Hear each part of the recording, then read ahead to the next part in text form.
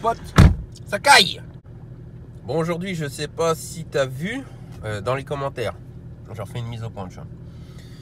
Par rapport à la dernière vidéo que j'ai sortie, donc sur le fameux perçage de culasse, il s'avère que, en fait, c'était les joints d'injecteur qui étaient morts. C'est ballot. Du coup, je la laisse vite fait tourner parce que il faut que tu sois à 90. Enfin, il faut que tu sois à 90. Quand tu défais un injecteur, tu sais, c'est mieux de le faire entre guillemets. Je dis entre guillemets parce que tu vas te brûler les mains, mais bon, moteur chaud que moteur froid, tu vois. Et parce que oui, on va faire la prépa. Il va y avoir la prépa sur l'admission, mais il va aussi y avoir une petite vidéo sur les injecteurs. Et donc en gros cette pâte noire, tu vois, moi le peu de recherche que j'avais fait, en fait j'étais tombé sur la culasse fendue. Et je te cache pas que ça m'avait en fait tellement saoulé que j'ai pas entrepris d'autres recherches. Je le disais que c'était pas de l'huile et c'était pas du liquide de refroidissement. C'était bizarre ces trucs là, tu vois. Et si tu regardais les commentaires, et si tu l'as pas fait, je t'invite. Parce que il y a eu des personnes qui ont eu de très bons commentaires. Bien comment structurer tout ça avec toutes les informations qu'il faut. Et qui explique en fait que c'est un problème d'injecteur, de joint d'injecteur qui fuit.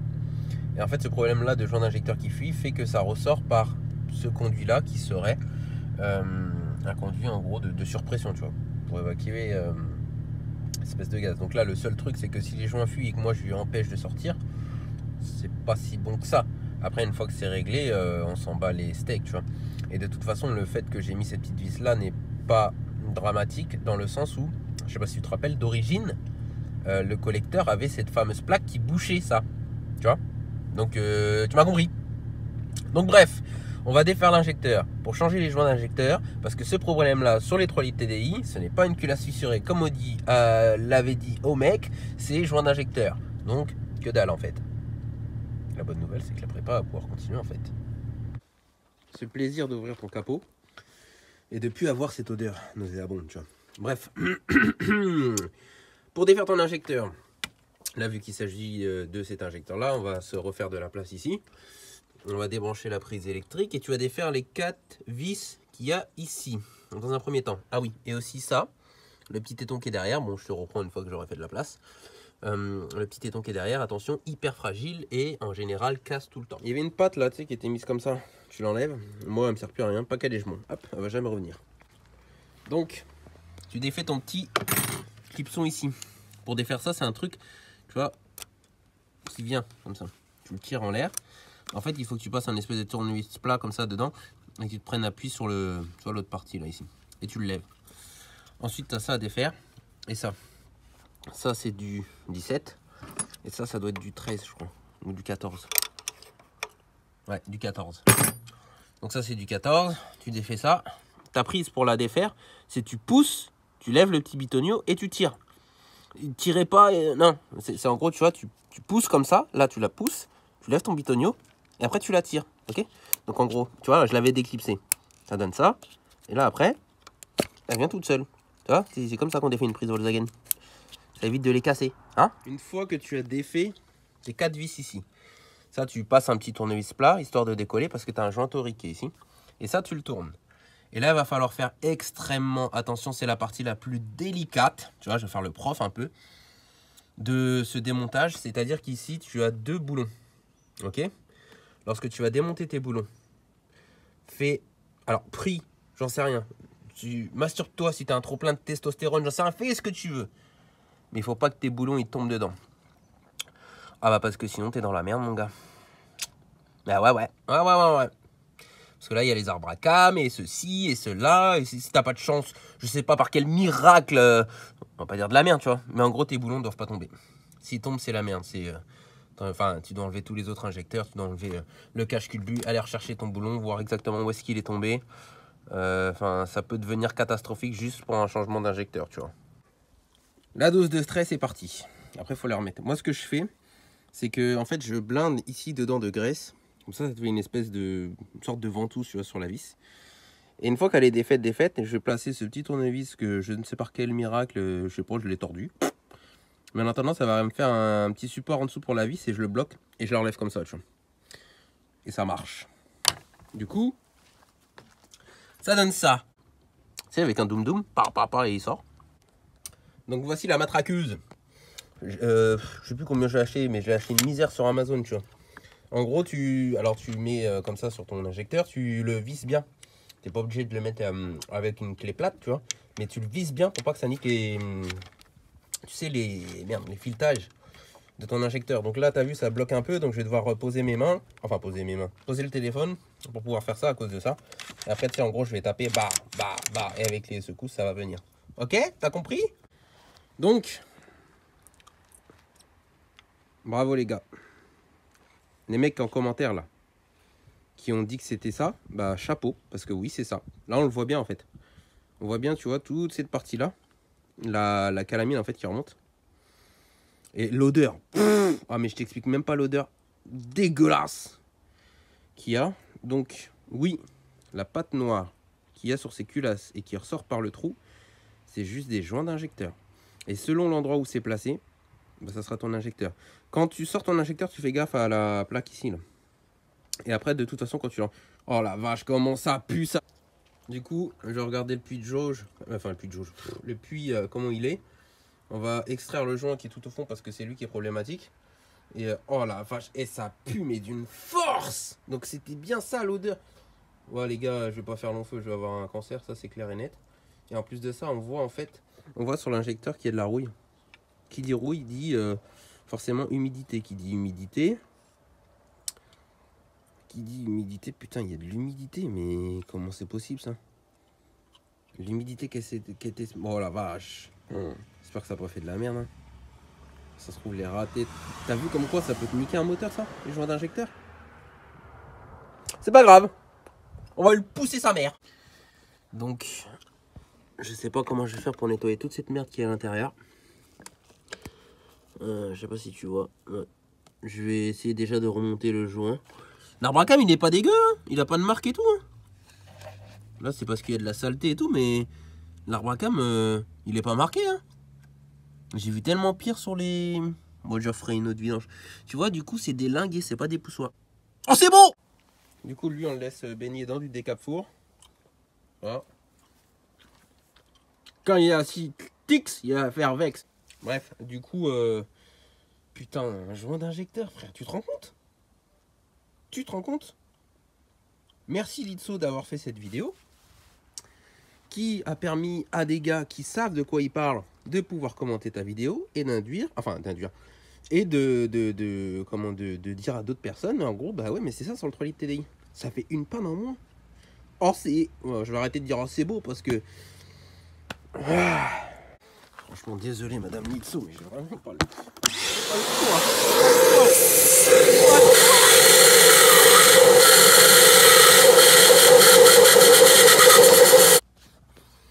Ouais, il n'y a rien à madame, passer un peu d'aspirateur là-dedans. C'est déjà un petit peu mieux. Maintenant, je me demande comment je vais faire pour défaire le joint. Sachant qu'il doit être collé. Tu sais, avec les trucs goudron.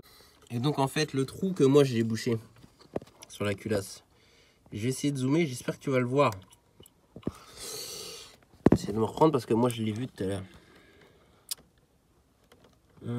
Putain, où est-ce qu'il est ce... Ah, il est là. Ici. Tu vois là l'espèce de reflet lumineux là? En fait c'est le trou. C'est le fameux trou que j'ai bouché avec la vis. Et ben il est là. Donc c'est pour ça que je te disais ouais ça va loin et tout ça. Ouais ben en fait quand je mettais ma tige je tapais dans l'injecteur. Ouais, on pensait à tout Volkswagen. Hello. Donc ça c'était bien le joint qu'on voyait tout à l'heure. Je sais pas par quel miracle j'y étais avec ça. Hein. Avec un tournevis plat. Et j'ai commencé à gratter sur les côtés. Et peut-être en revenant, en faisant de la merde comme ça, pouf, il s'est décollé. Donc je vais le sortir. Extrêmement attention, il faut pas le perdre là-dedans. Ok. Donc be careful, be careful. Donc voici un joint neuf, tu te le doutes. Et celui-là. Donc oui, il avait bien pris une claque dans la gueule. Dans le kit, tu vas avoir le... Alors fais pas comme moi. Moi, j'avais pas le temps d'attendre, j'étais chez Volkswagen et j'y ai laissé un demi-gland, tu vois. Donc tu as ce joint-là. Tu vas avoir ce joint-là, le gros qui est autour. Et ça, c'est le petit qui est sur le, tu sais, sur le retour de gasoil. Donc en fait, tu que ces 3 joints là, tu vois. J'ai acheté 3 joints de chaque, 3 de chaque, tu vois. Parce que au cas où qu'il y en a un qui foire ou j'en sais rien, tu vois. 44 balles. Tu regardes sur eBay, pour 20 balles, tu as un kit complet avec les 6. T'emmerdes pas, on va pas chez VV. Est-ce que tu crois sincèrement? Ah oui, parce que tu vois, j'ai contacté Audi. J'ai contacté Audi, croyant que c'était, enfin pensant que c'était la culasse qui était HS, donc ça c'est un petit aparté. J'ai contacté Audi en leur disant est-ce qu'ils pouvaient faire quelque chose, soit me fournir une culasse, comment dirais-je, neuve, ou quelque chose comme ça, tu vois. Est-ce que tu penses que Audi m'aurait dit écoutez monsieur, en fait je transmets votre service au technicien, il s'agit juste d'un joint d'injecteur? Non, que dalle. Donc c'est pour ça aussi que je pense que Audi a bien fait le truc d'aller facturer une culasse à un gars, tu vois, alors que c'était pas une culasse. Mais bon. Du coût. Ouais, je vais faire des stickers du coût. C'est pas ce qui est le plus propre. Mais la portée en bas pour poser le joint.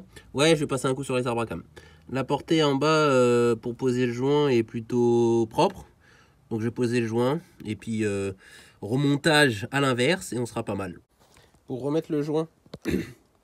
Ton joint, tu le mets pas sur l'injecteur, celui-là. Moi, je le fais comme ça. Tu vois, je vais le tenir là.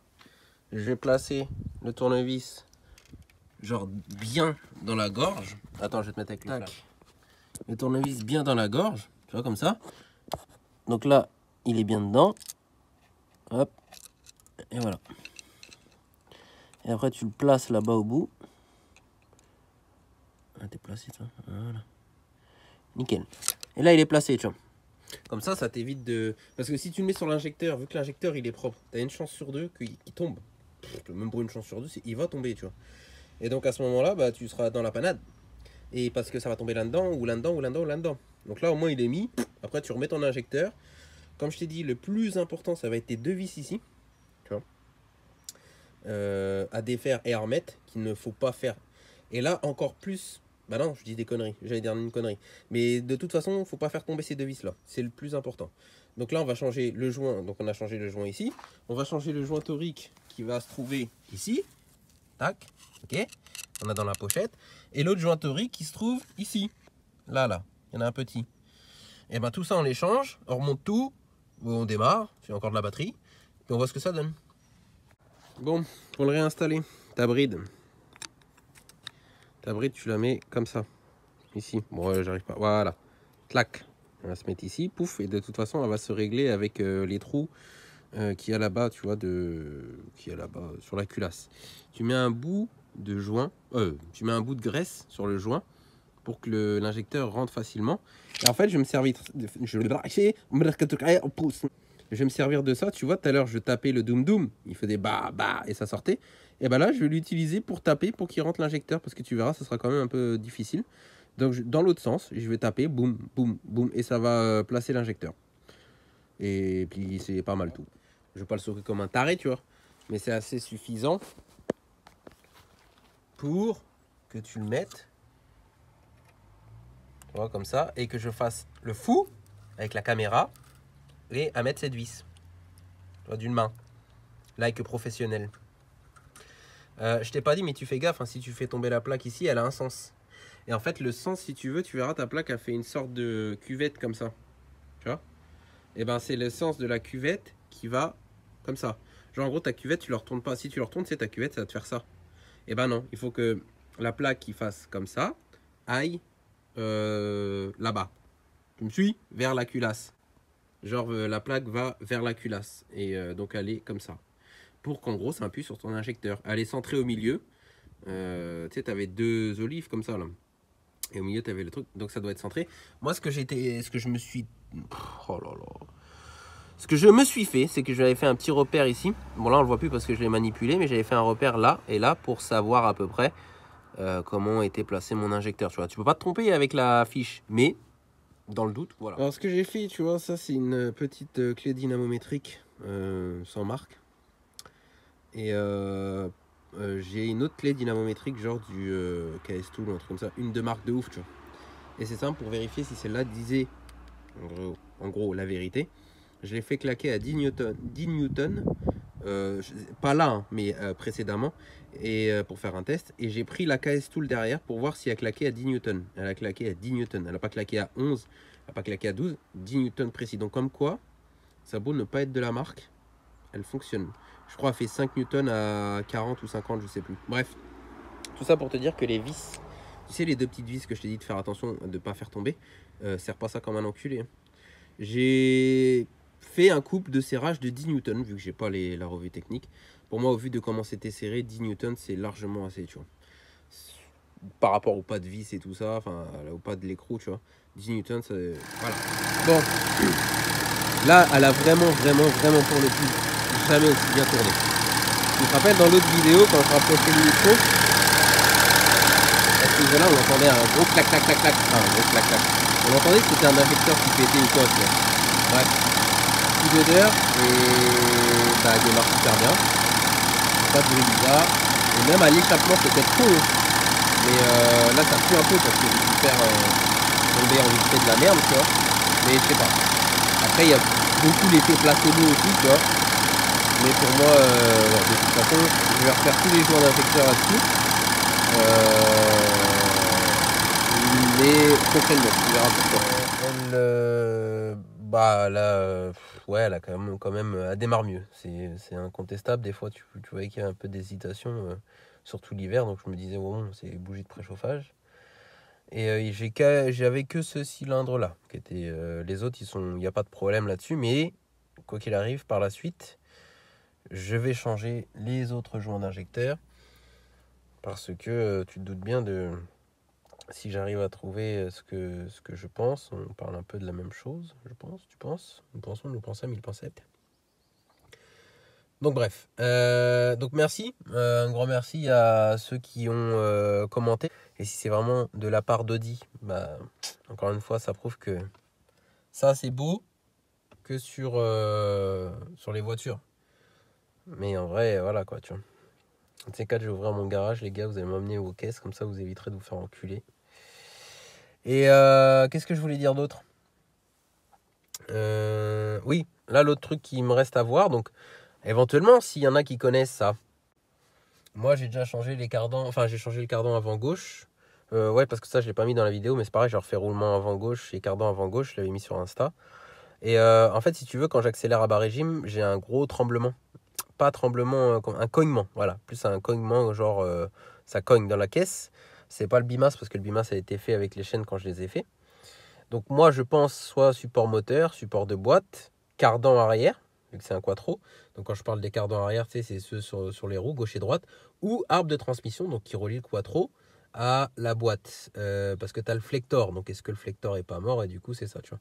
Donc s'il y en a un qui a déjà eu ça, comme problème, en gros t'accélères, ça te fait un... Quand t'accélères à bas régime et que tu demandes beaucoup de couple en fait, tu vois, ça te fait un... Et du coup, à voir. Si quelqu'un a déjà eu ça, qui me dise c'est quoi, ça m'éviterait de changer la moitié de la caisse. Parce que là, question mécanique, on commence à vraiment être pas mal. Hein, parce que là, je vais refaire une autre vidange. Là, il faut savoir que j'ai fait au moins 4 vidanges. Et les 4 vidanges ont jamais eu plus de 7000 km. Et celle-là, elle va être neuve. Et aussi, en parlant de vidange, c'est pour ça que mon huile, à chaque fois, je trouvais qu'elle puait l'échappement, tu vois. Je me disais, mais putain, c'est pas possible quand même, ça pue l'échappement. Ouais, bah, si ça remontait, en gros, tu me diras, non, normalement, c'est même pas censé remonter dans l'huile, tu vois.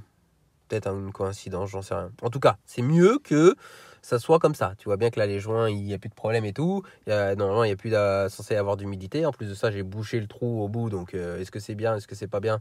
Pour moi, je dirais que oui, ça évite l'humidité. Après, on fiabilise le tout avec les collecteurs et tout. Donc, normalement, le V6, c'est pas censé chauffer.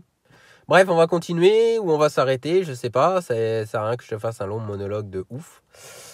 Donc en fait, elle se porte super bien. Merci. Qu'elle se porte bien. Et bah du coup, on va continuer un peu la prépa. Si on arrive à taper du 300 chevaux, ça sera déjà pas mal. Putain, ça c'est beau.